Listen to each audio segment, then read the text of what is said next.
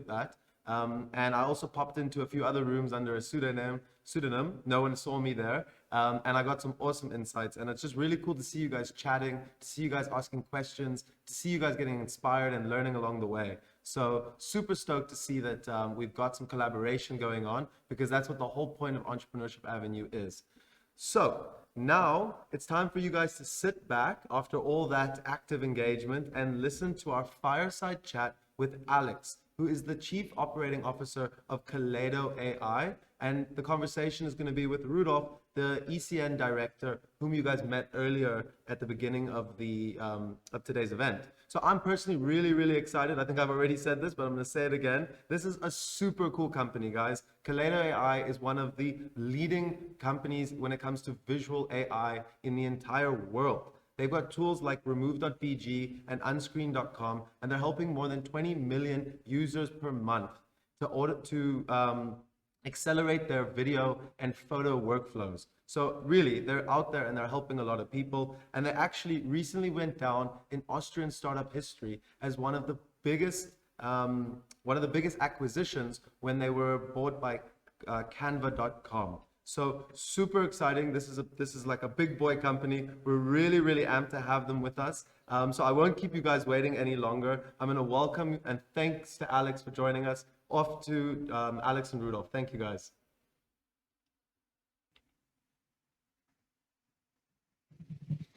Thank you, James. Hi, Alex. Hi, Rudolf. How are you tonight? I'm very good. Thank you. Yeah. So thanks for being with us today. As James already mentioned, like 2 months ago, when you announced the sale to Canva, I think it was like an incredible wave throughout the whole Austrian entrepreneurship ecosystem. So we are really happy and proud to have you with us tonight, to have an opportunity to talk about your experiences, how the whole transaction went down. But we will come to that later, because Entrepreneurship Avenue is about, making personal choices, individual choices, finding out whether the entrepreneurial path is something one wants to pursue. So I found out that your personal life and your career so far has been quite impressive and really interesting. So I'd like to go back, let's say, summer of 2012. You started your studies at WU Vienna. Has becoming an entrepreneur always a big dream to you? So has this always been your life dream? Definitely not. I think it's something that developed over time, just by finding out what I have joy in, what I like doing. Back in university, I realized quite quickly that just doing the normal courses and sort of having to learn everything, and then, as we said in Austrian sometimes, kotz it out for the final exams, wasn't really what I liked doing.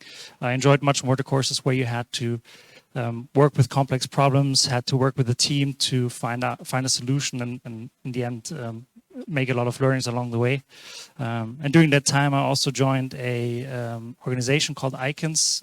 It's a students organization where students basically consult all sorts of companies in all kinds of areas, from marketing to HR to whatever it may be. And that's where I kind of realized that I really enjoyed working in an entrepreneurial way. Okay, so extracurricular activities like this Icon student consulting. It sounds like you had the opportunity to actually do a major in entrepreneurship when you're talking about application courses, I believe. Did you also get some kind of a benchmark how the corporate life could be? Yeah, definitely. I think it was towards the mid of my bachelor's where I did a internship at a big German corporate company called BASF. And there, the internship turned into a longer working student relationship, so I ended up being there for 8 or 9 months. And at the end of those 9 months, I realized, well, what did I actually do over the last 3/4 of a year? And I realized that all that I did was working on a presentation that by that time had like 500 slides, and we were still trying to figure out how to... An expert in PowerPoint. Yes, I was definitely an expert at PowerPoint by that time, but yeah, I didn't do much more than that. it was an interesting project. It was in the area of innovation. It was a go-to-market thing. So it had something to do with tech and entrepreneurship as well, in some sense. But yeah, it was very theoretical. There was no... Too far away from implementation. Yes, there's zero implementation. Okay, so when you finished your studies, I guess that was in June 2015. What was your choice to be able to pursue some kind of a more entrepreneurial path? Actually, at the time, my plan was still to maybe go into consulting, because that's what I saw at ICANS that a lot of people did, and sort of the easy path after university, if you had somewhat good grades, to go down that route. But I wanted to get out of Europe. I wanted to see the world. I wanted to do something else. And through ICANS, I met somebody called Max Scheichenast, who I admired at the time. He was one of the founders of a company that was later sold to Google. And he was kind of a legend within ICANS. And I met him and I was like, dude, I really want to learn from you. Whatever you do next, I want to be part of it. And he was like, well, yeah, send me your CV, let's talk. And then we figured out that he was going to start a company in Malaysia, in Kuala Lumpur. And he basically asked me, hey, do you want to join? And yeah, 6 months later, I was on a plane and went to Kuala Lumpur. Worked in that company for half a year as an internship, and the internship ended up becoming 2 years almost. Speaking of internships, like you told us, you did an internship with a corporate, and now you're doing an internship with a startup company. Can you compare those two experiences? Yeah, I mean, on the corporate side, it was very theoretical, as we said. The internship at Falcon Agency in Kuala Lumpur was the complete opposite from that. I think my first assignment after 1 week was already to kind of create a strategy for a new product, which was then also implemented just a couple of weeks later. I had to take over all the finances of the company after 2 weeks. I had to also do basic things like buying coffee for the office and buying toilet paper. So I think that was the awesome thing, that I had to do everything from the range. From buying toilet paper to working on the strategy. Yes. Sounds like yeah. Cool. So eventually, like ending your time in Malaysia. So I think it was late 2016. You eventually co-founded your own venture, Accordium. But interestingly, you didn't found it in Malaysia. You didn't found it in Vienna, where you come from, but rather in Copenhagen. How come? Very simply because I started it with my good friend Andrew, whom I met in Kuala Lumpur, and he was Danish. He was one of the first employees at Trustpilot in Denmark, also pretty almost unicorn, I think, Danish company now. And he had very good relationships to VCs and also the C-level of Trustpilot. And it was kind of the obvious choice for us to start the company in Denmark, where he already had that network, and it helped us kickstart in the beginning. Okay. And I learned from your LinkedIn profile that you raised 1.3 million euros with Accordium, but still you closed down the company in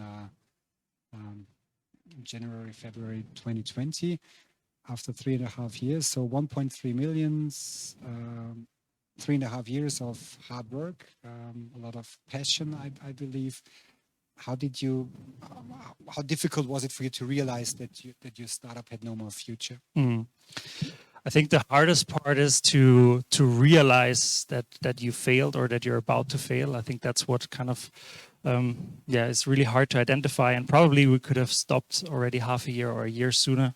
But at some point, you just realize that you can't get even more money from even more investors to try to turn it around.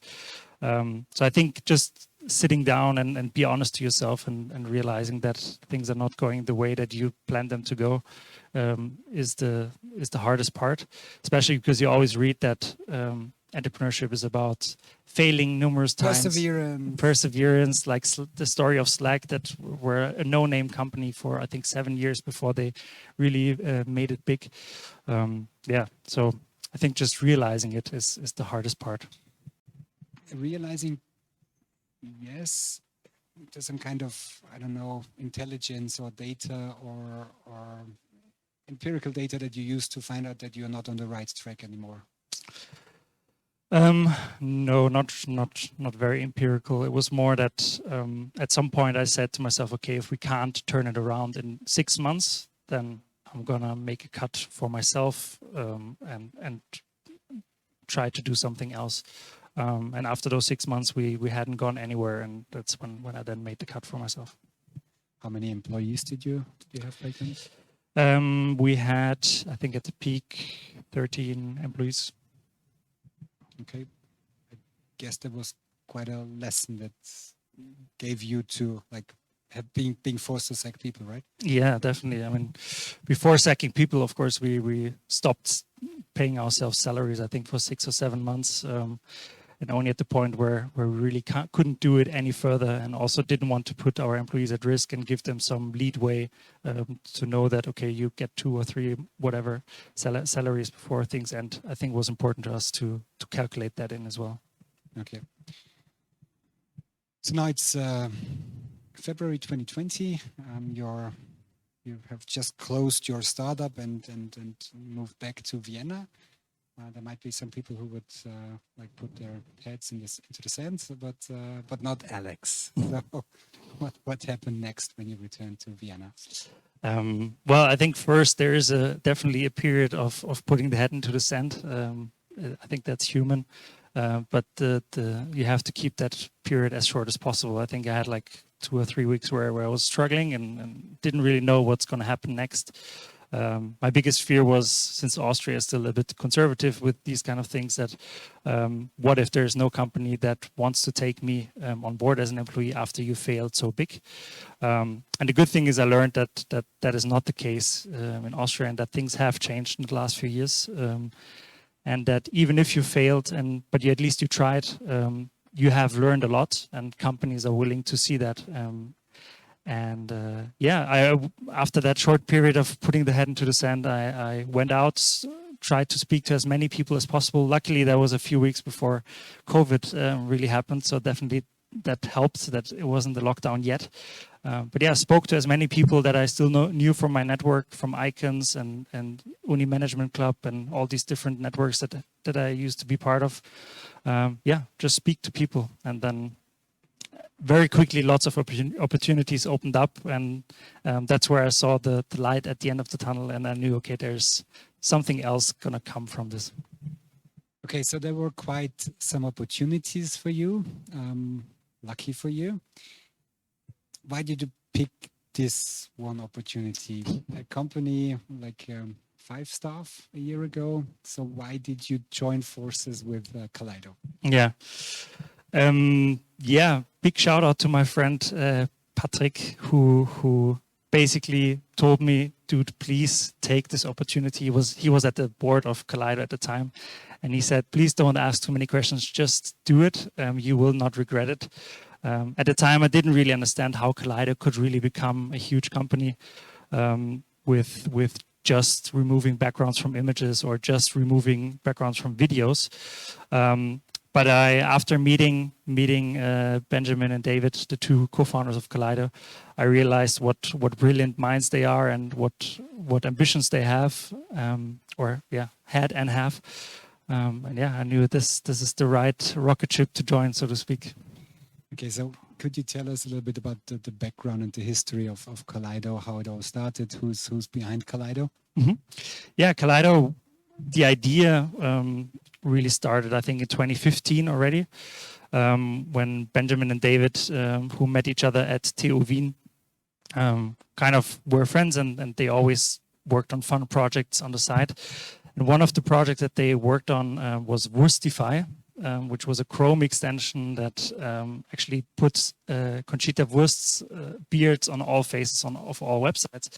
And that thing was a joke project in a way, but it completely blew up. All Austrian media sites wrote about it, and it very quickly had more than 100,000 downloads in a couple of weeks. And that's when they realized, okay, there's something we can do with visual AI.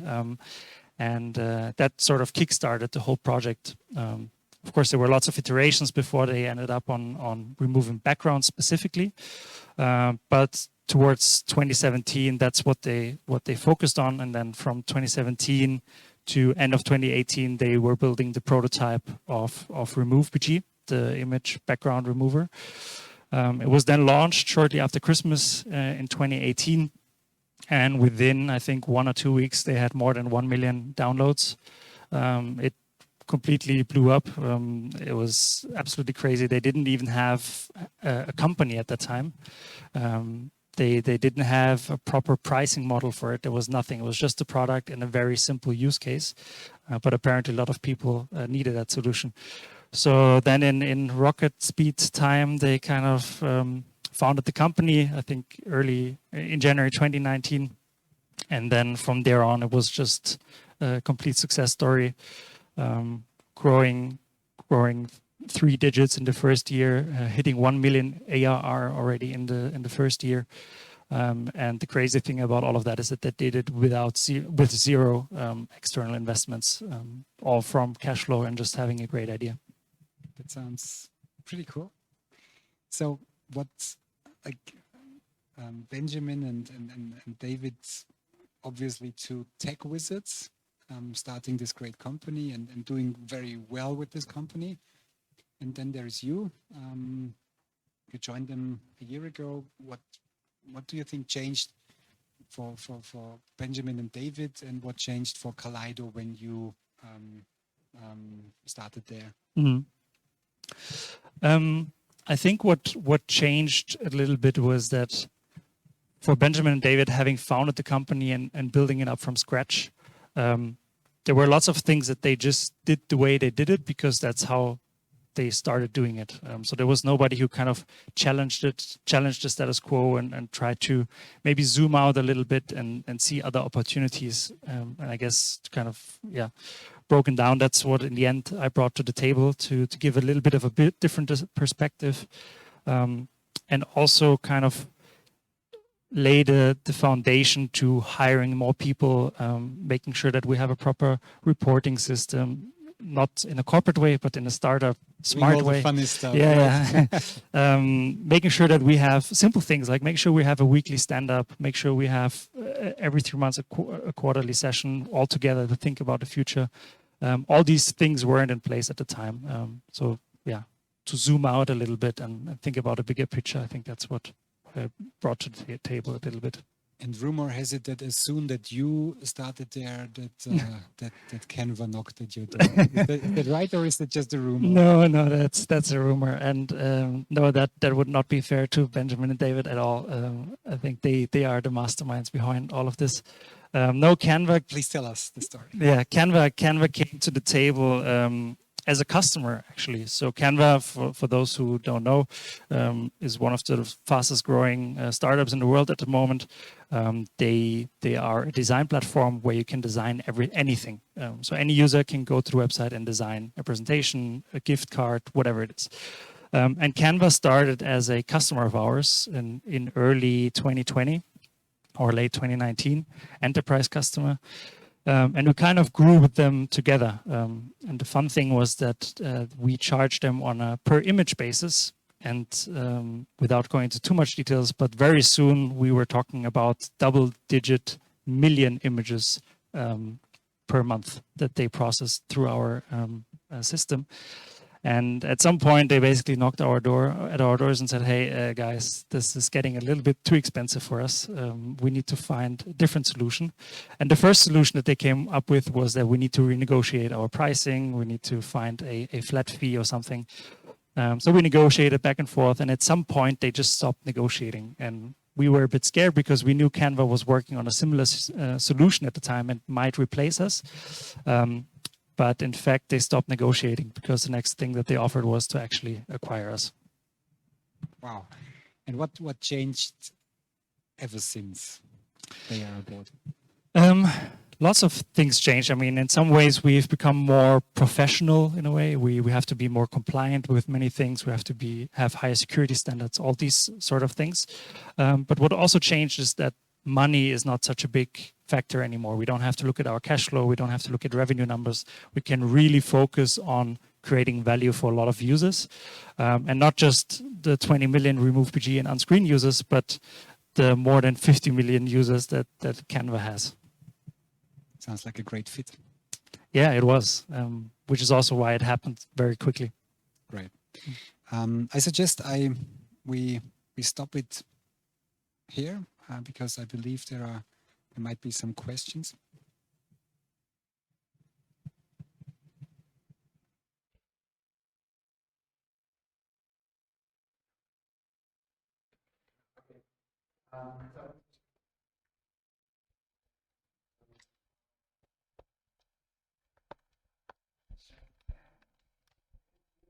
Recommendations for the people listening to you, students curious to find out about whether entrepreneurship is the thing that they should do.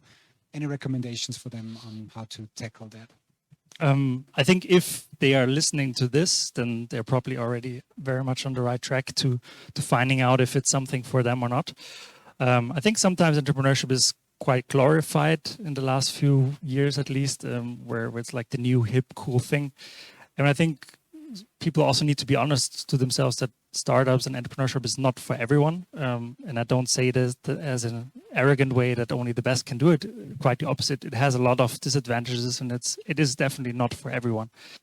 So I think trying things out, doing projects like Entrepreneurship Avenue, going to student organizations where you maybe have to organize an event, or where you have to, I don't know, maybe start a small e-commerce shop on your own. There's lots of things that you can just do by yourself, and just see if it's something that you want to do, and just don't only use the fast track or easy track of going into banking or corporate or consulting. Try something else maybe. Okay, thank you.